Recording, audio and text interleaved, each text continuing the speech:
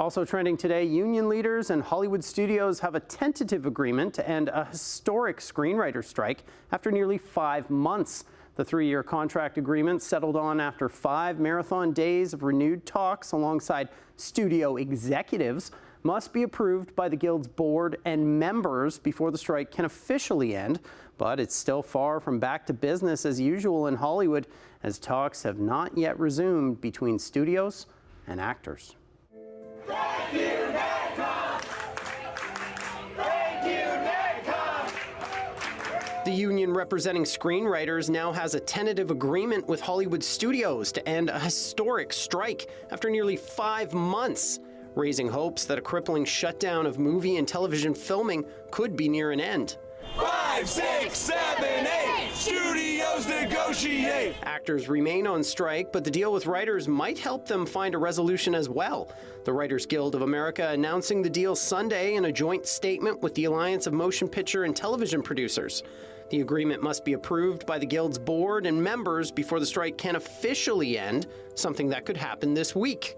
The really interesting thing was the unity that the writers maintained through the course of this. I think the studios thought that the pain that was inflicted on the talent guilds would shake their resolve and make them, they knew that this was going to be a tough negotiation, but writers are not all the same. The Guild said the deal was made possible by the enduring solidarity of WGA members and extraordinary support of our union siblings who joined us on the picket lines for over 146 days.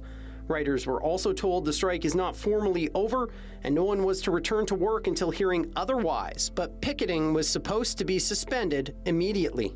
Well, there are 3 main issues. Many issues. One was regulating the use of AI. Second, were about residuals, getting residuals, and the third was the term length of our contract. So basically how writers are hired and how we're paid. So according to the Guild statement, all these issues were addressed in a way that they were very excited about. So it seems like no writers were really left behind here. The 3-year contract agreement emerged after 5 marathon days of renewed talks by negotiators who were joined at times by studio executives. The terms were not immediately announced.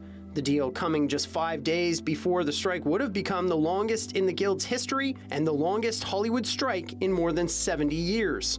Daytime and late-night talk shows will likely be the first to return to your screens, but most other major productions will have to wait for their actors, as talks have not yet resumed between studios and the Screen Actors Guild, American Federation of Television and Radio Artists. The reality is that so much of the art that's being consumed by the consumer is now streaming. So it's Netflix, it's Hulu, it's Tubi.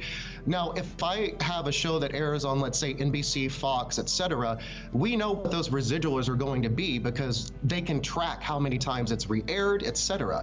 We are still with SAG-AFTRA on honestly an ancient contract for streaming that hasn't really changed over the last decade. And because of that, we don't know how many times something is being watched or streamed that we're on, and the compensation is not equaling the amount of people consuming that product. SAG-AFTRA, representing about 160,000 acres, hit the picket lines alongside writers in mid-July.